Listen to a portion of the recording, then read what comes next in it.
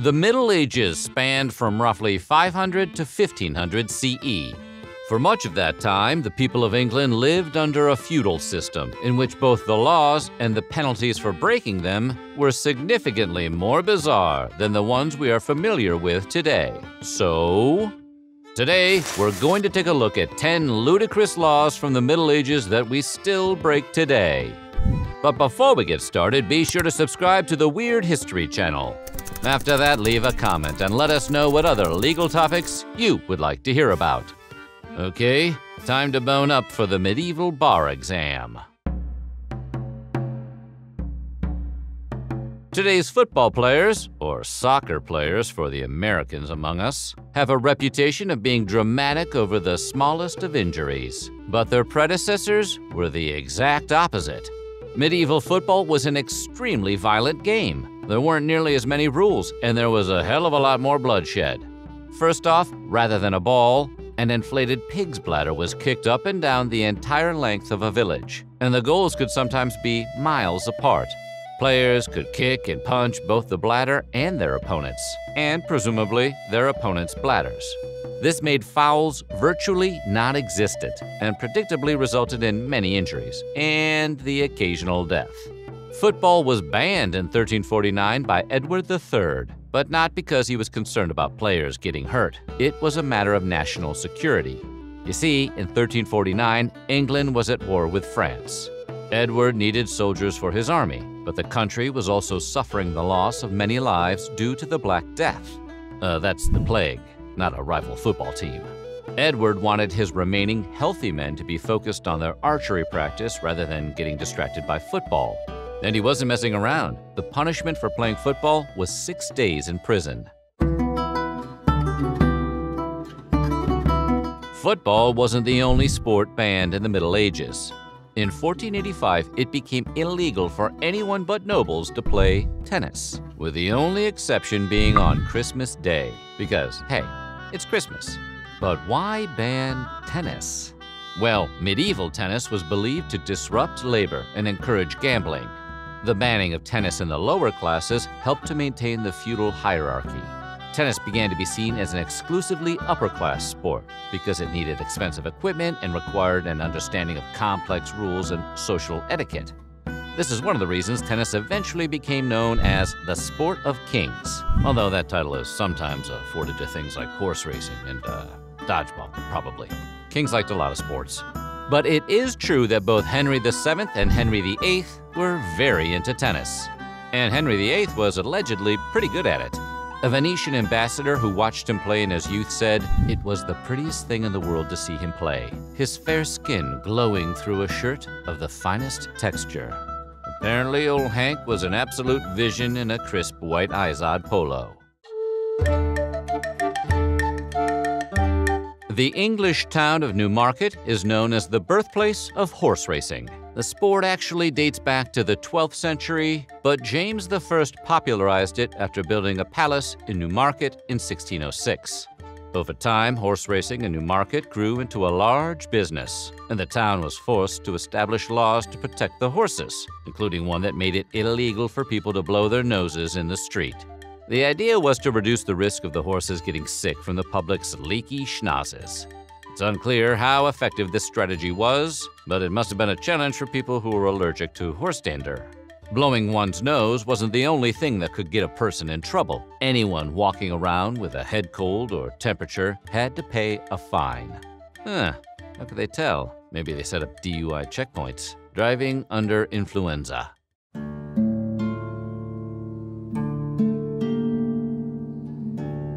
Today, it's daunting enough to propose to someone. You're never completely sure of what their answer will be, which runs you the risk of being rejected on the Jumbotron in front of thousands of Steelers fans. However, the process was much more nerve-wracking in the Middle Ages. Societal rank played a large role in medieval life, especially for those on the bottom rung of the social ladder. Peasants and serfs working and living under landowners essentially had no freedom. A man wanting to get married not only had to ask the father of the bride's permission, but also that of their landowners. Imagine having to get your boss or landlord's okay to get hitched. No, really, imagine it. And the situation was even worse if you were a woman. If your husband died, the landowner could force you to marry another man in a relatively short amount of time. If you refused, you would be subject to punishment.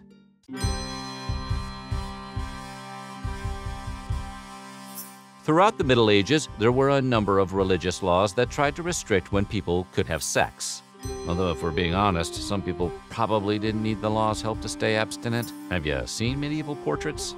For instance, a married couple could only have sex on 4 days of the week. Thursday and Friday were out because people were supposed to prepare for Holy Communion. And don't even think about bumping uglies on Sunday. That is the Lord's Day. But those weren't the only days where smashing was prohibited. There were many other sexless periods throughout the year, including 47 to 62 days during Lent, the 35 days before Christmas, and the time around the Feast of Pentecost, which could be anywhere from 40 to 60 days. Women were also discouraged from making eye contact with men during these dry spells, so as to not stimulate desire in the observer and the observed. 15th century Britain was a time of flamboyance. Along with short shirts, long, pointy-ended shoes known as krakows, or pikes, had become the height of men's fashion. It was believed that the longer the toe, the more masculine and rich the wearer. It was like wearing a muscular Ferrari on your foot. Shoes sometimes extended up to 5 inches beyond the toe. This led to the ends occasionally having to be tied around the wearer's ankles. Randomly falling on your face was apparently also considered a sign of extreme masculinity. Those are clown shoes, fellas. You've just invented clown shoes. As the fashion continued growing and peasants began wearing more extravagant clothing, the crown finally decided to step in. And it wasn't because they worried that a nation full of people wearing Ronald McDonald shoes would make England look ridiculous. No, they just wanted to preserve the feudal hierarchy and stop people from dressing above their social rank. Between 1463 and 1604, a law went into effect that said no knight under the rank of lord, esquire, or gentleman, nor any other person, shall wear any shoes or boots having spikes or points which exceed the length of 2 inches. The punishment was a fine of 3 shillings and 4 pence, which is the modern equivalent of about $135 US. In the Middle Ages, there were many laws that restricted what people could eat and drink, but they weren't necessarily in the interest of public health. These laws were mostly intended to prevent lower-class people from matching the binge-eating lifestyle of the nobility. Apparently, demolishing the Golden Corral buffet isn't nearly as fun unless you can watch people starve to death while you do it. That being said, some of the dietary laws applied to everyone. For instance, in 1336, a law was passed which banned all people, regardless of status, from being served a meal with more than 2 courses. And just so no one got clever, the law made sure to specify that soup counted as a full-course meal and not just a sauce. The exception to the law was on certain festivals, such as Christmas, where 3 courses were allowed. Did ketchup count as a vegetable course? Asking for Ronald Reagan. In medieval England, the peasants greatly outnumbered the nobility. So to maintain their grip on power and prevent revolts, the upper-class authorities made it so that even the smallest of crimes had harsh penalties. The idea was to keep the poor perpetually terrified of stepping even slightly out of line, and it was generally a pretty successful strategy. Even petty crimes like theft, disturbing the peace, or even vagrancy sometimes resulted in extremely harsh punishments, from flogging to the removal of body parts. For example, lopping off one or both hands was an abiding favorite. In fact, until 1215, even being accused of a crime resulted in the enduring of an ordeal to reveal your innocence or guilt. There were 3 such ordeals.